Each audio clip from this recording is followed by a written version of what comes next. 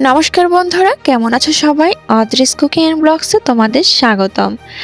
আজ আবারও হাজির হয়ে গেলাম নতুন আরেকটি রেসিপি নিয়ে। আজ আমি করছি চিকেন বার্গার রেসিপি। তো মূলত চিকেন বার্গার রেসিপিটি আমরা বাহিরেই খেয়ে থাকি এবং ঘুরতে গেলে বা ঘুরতে বের হলে আর কি। তো আমরা কিন্তু কম বেশি সবাই এই বার্গারটা ট্রাই করি। বিশেষ করে আমার তো খুব ফেভারিট। আমি তো বাহিরে গেলে এই ফাস্ট ফুড ধরনের খাবারগুলো একটু বেশি ট্রাই করি। তো আমার মেয়েরও কিন্তু এটা অনেক ফেভারিট। তো ভাবলাম বাসায় আমার মেয়ের জন্য ট্রাই করছি। তো ভাবলাম যে তোমাদের সাথে এই জিনিসটা শেয়ার করে ফেলি। তো এই চিকেন বার্গার রেসিপিটি তৈরি করতে আমার প্রথমে লাগছে চিকেন। তো চিকেনটা আমি একদম দেখো ম্যাশ করে নিয়েছি বা ব্লেন্ড করে নিয়েছি। তোমরা চাইলে পাটাতেও তোমরা একটু থেতলে নিতে পারো, এতে করেও কিন্তু ভালো হবে। তো এর মধ্যে আমি যে উপকরণগুলো দেব সেটা হচ্ছে, প্রথমে দিয়ে দিচ্ছি আমি আদা বাটা। তো আদা বাটা এখানে হাফ চা চামচ পরিমাণ দিয়েছি। এর বেশি আর দরকার নেই, যেহেতু আমার মাংস এইটুকু পরিমাণ, সে অনুযায়ী সব ঠিকঠাক আছে। তো এখানে দিয়েছি বড় সাইজের এক পিস পেঁয়াজ কুচি। এরপর দিয়ে দিলাম হাফ চা চামচ পরিমাণ রসুন বাটা। তারপর দিয়ে দিলাম পেঁয়াজ বাটা সামান্য পরিমাণে। তো এরপর দিয়ে দিলাম কাঁচা লঙ্কা কুচি। এরপর দিয়ে দিচ্ছি এক চামচ পরিমাণ শুকনো মরিচের গুঁড়ো। তো এখানে আমি পরিমাণ মতো লবণটা অ্যাড করে দিয়েছি। তোমরা তোমাদের পরিমাণ অনুযায়ী অবশ্যই লবণটা অ্যাড করে দেবে। এরপর আমি এখানে অ্যাড করছি সয়া সস। তো এখানে তোমরা কিন্তু অবশ্যই সয়া সসটা অ্যাড করতে হবে। তো এখানে আমি 1.5 চামচ পরিমাণ সয়া সসটা নিয়েছি। এটা কিন্তু একদম ফ্লেভারটা চেঞ্জ করে ফেলবে, তো অবশ্যই কিন্তু এটা মাস্ট দিতেই হবে। তো এবার আমি এর মধ্যে অ্যাড করে দিচ্ছি লেবু। লেবুটা অবশ্যই দিতে হবে, এর যে ফ্লেভারটা সেটা চেঞ্জ করে ফেলবে। তো লেবুটা আমি এখানে একটা বড় সাইজের পিস, তো এখানে 4 ভাগের 1 অংশটা আমি এখানে চেপে দিয়েছি। সরি, দেড় অংশ, মানে 1.5 পিসের মতো। তো এরপর দিয়ে দিচ্ছি 1 চামচ পরিমাণ গোলমরিচের গুঁড়া। এখানে সাদা গোলমরিচের গুঁড়াটাও তোমরা অ্যাড করে দিতে পারো। তো এর মধ্যে এবার অ্যাড করে দিলাম একটা ডিম। ডিম একটা হলে এনাফ, এর বেশি আর দরকার পড়বে না। তো এর মধ্যে এখন দিয়ে দিচ্ছি আমি কর্নফ্লাওয়ার এখানে আমি অ্যাড করেছি 1 টেবিল চামচ। এরপর এটা ভালো করে আমি মিক্সড করে নেব, তোমরা দেখতেই পাচ্ছ। তো এখানে আমি মিক্সড করার পরে যেটা দেখলাম সেটা হচ্ছে অনেকটা লিকুইড আছে। তো সেক্ষেত্রে কিন্তু আমাকে একটু হলেও কর্নফ্লাওয়ারটা অ্যাড আরেকটু করতে হবে। তো তোমরা অবশ্যই মেজারমেন্টটা অবশ্যই চেক করে নেবে যে সব ঠিক আছে কিনা। তো এখানে আরও 1 টেবিল চামচ পরিমাণ নেওয়ার পরে সেটা ঠিক হয়েছে। তো এবার আমি এখানে কাবাবের মতো করে শেপ করে নেব। তোমরা একটু খেয়াল করো। আর তোমরা চাইলে কিন্তু অবশ্যই একটু মোটা চিকন করে নিতে পারো। যেহেতু আমার এখানে চিকেনের পরিমাণটা অনেকটা বেশি আছে, তো সেখানে আমি কিন্তু একটু মোটা সাইজের করে নিয়েছি। তো সেক্ষেত্রে ভাজার সময় কিন্তু অবশ্যই খেয়াল রাখতে হবে, কিন্তু ওটা কিন্তু ভালো করে ভেজে নিতে হবে। তো ভাজার জন্য কিন্তু আমি সর্বপ্রথম যেটা করেছি, ফ্রাই প্যানটা বসিয়ে দিয়েছি। তো আমার ফ্রাই প্যানের তেলটি অনেকটা গরম হয়ে গেছে। এবার আমি লো আছে সেই সবগুলো কাবাবগুলো ভেজে নেব। তো দেখো, এই কাবাবগুলো কিন্তু একদম অল্প অল্প করে দিচ্ছিলাম এক এক করে, যাতে পাশাপাশি না লেগে যায়। তো আমার সবগুলো মোটামুটি একদম একটাতে ভাজা হয়ে গেছিলো, মানে আমি সবগুলো একবারেই ভেজে নিয়েছি।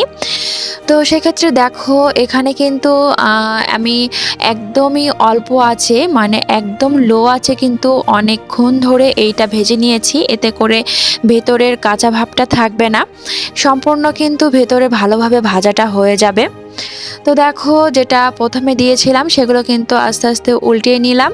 এরপরে যেগুলো পরেরগুলো দিয়েছিলাম সেগুলো এক এক করে আমি উল্টে নিয়েছি। তো দেখো, আমি একটা চামচের সাহায্যে সেগুলো আমি বারবার চেঞ্জ করে দিচ্ছিলাম, যেহেতু এক সাইড ভাজা হলে আরেক সাইডটা দিয়ে দিচ্ছিলাম। এতে করে কিন্তু পুড়ে যাওয়ার সম্ভাবনা কম থাকে। আর যেহেতু আমি লো আঁচে রান্না করছিলাম, এতে করে কিন্তু ভেতরের ভালো মতো আমার কুক হয়ে গিয়েছিল। তো এটা আমার প্রায় 10 থেকে 15 মিনিটের মতো সময় লেগেছে। তো দেখো এই চিজটা আমি এখন এক এক করে দিয়ে দেব। তোমরা চাইলে কিন্তু চিজটা পরে দিতে পারো। তো দেখো এটা দিতে গিয়ে আমার ভেঙে গিয়েছে, কারণ আমার অনেকটা মানে আগে থেকেই আমি ফ্রিজ থেকে বের করে রেখেছিলাম, এতে করে পেপারের সাথে সেই চিজগুলো লেগে গিয়েছিল। তো দেখো আমার ভাজা ওগুলো হয়ে গেছে, আমি ওগুলো এক এক করে তুলে নিয়েছি। আর এখানে দেখো আমি যে ব্রেডগুলো তোমার বার্গারের জন্য নিয়েছি সেগুলো মাঝখানে কেটে নিয়েছি। এরপর এটা হালকা সেই তেলে আমি একটু হালকা গরম করে ফ্রাই করে নেব। এটা একটু ভালো করে ফ্রাই বা এই যেরকম স্টিকি বা পোড়া পোড়া একটু ভাব আসলে আমার কাছে ফ্লেভারটা একটু ভালো আসে। তোমরা চাইলে সেটা একদম না ভেজেও নিতে পারো, অবশ্য হালকা করে ভেজেও নিতে পারো। তো দেখো আমি এক সাইডে কিন্তু আমি নিজের হাতে বাসায় তৈরি মেয়োনেজ বানিয়ে নিয়েছি।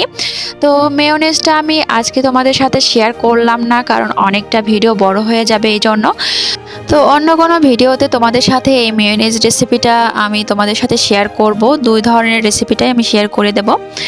তো এরপর আমি যে বার্গারগুলো মানে ভেজে রেখেছিলাম তেলে, সেটা আমি দিয়ে দিচ্ছি। তো প্লিজ স্কিপ করো, এটা একটু বেশি মানে পোড়া হয়ে গেছে। তোমরা চাইলে কিন্তু এর থেকে আরেকটু কম আঁচেও করে নিতে পারো, মানে আরও কম ভাজা, মানে হালকা একটু জাস্ট তেলে দিয়ে বা বাটারে দিয়ে, তোমরা কিন্তু বাটারেও চাইলে করতে পারো, এতে কিন্তু ফ্লেভারটা আরও ভালো আসবে। তো আমি যে মেয়োনেজটা হাতে বানানো করে রেখেছিলাম সেটা কিন্তু আমি দুই পাশেই দিয়ে দিচ্ছি। মানে আমি যে চারটা করব, যেহেতু এখানে বার্গার, তো সেইখানে আমি চারটাতেই নিচের অংশটাতে আগে ভালো করে এটা মিক্সড করে নিচ্ছি। যেহেতু আমার কাছে সময় খুব কম ছিল বার্গার করতে করতে, যেহেতু আমি মেয়োনেজটা বানিয়েছি, সো একটু হলে একটু লিকুইড হয়েছে। তো এইটা বানাতে কিন্তু অনেকটা টাইম লাগে, এই জন্য বেশ একটা শর্টকাটে করতে গিয়ে একটু লিকুইড হয়ে গেছে।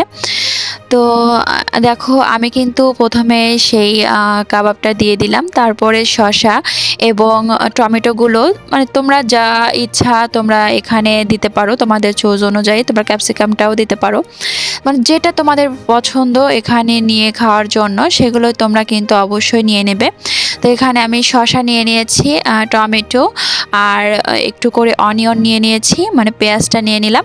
তো এরপর আমি এগুলো ভালো করে সেটা সেট করছিলাম। তো যেহেতু দেখো অনেকটা পিছলে চলে যাচ্ছিল, তো আমি উপরে হালকা করে আরেকটু মেয়োনিজ দিয়ে দিলাম, কারণ মেয়োনিজটা দিলে আসলে অসম্ভব ভালো লাগে। তোমরা এখানে চাইলে কিন্তু টমেটো সসটাও দিয়ে নিতে পারো। তো আমার কাছে টমেটো সসটার থেকে এটা বেশি ভালো লাগে, তাই আমি এখানে এটা অ্যাড করে দিয়েছি। তো দেখো আমার কিন্তু একদম রেডি হয়ে গেছে বার্গারটা। তো এখানে আমি যেটা অ্যাড করব সেটা হচ্ছে, যেহেতু এটা ধরে খেতে হবে, অনেকটা শসা আর টমেটোর জন্য পিছিল খেয়ে চলে যাচ্ছিল। তো যাই হোক, তো সেটার জন্য আমি কি করলাম, আমার ঘরে কিছু কাঠি ছিল, তো ওই কাঠিটা দিয়ে আমি সুন্দর করে এটা সেট করে দিলাম। তো দেখো আমার কিন্তু বার্গারটা একদম রেডি। আর খুব সহজেই কিন্তু দেখো কিছু ঘরোয়া কিছু জিনিসপত্র দিয়ে কিন্তু এত সুন্দর বাইরের ফাস্টফুডের মতো বা স্ট্রিট ফুডের মতো একদম সুন্দর সেই বার্গার রেসিপিটা হয়ে যায়। বাহিরের বানানোগুলো কিন্তু একদম অস্বাস্থ্যকর হয়, এটা কিন্তু শরীরের জন্য অনেক ক্ষতিকর। তো অবশ্যই বাসায় এভাবে ট্রাই করে দেখতে পারো, এবং এই রেসিপিটি তোমাদের কেমন লেগেছে অবশ্যই সেটা কমেন্ট বক্সে জানাবে। আর অবশ্যই ট্রাই করে দেখবে, আমি আশা করি অবশ্যই তোমাদের ভালো লাগবে। আর এটা যেমন অসাধারণ মজার হয়, এতটা টেস্টি হয়, একদম স্বাস্থ্যকর ঘরোয়া উপায়ে। তো যাই হোক বন্ধুরা, তোমাদের যদি এই রেসিপিটি ভালো লেগে থাকে অবশ্যই সাবস্ক্রাইব করে আমাকে পাশে থাকবে, এবং অবশ্যই বেশি বেশি করে শেয়ার ও কমেন্ট করে দেবে।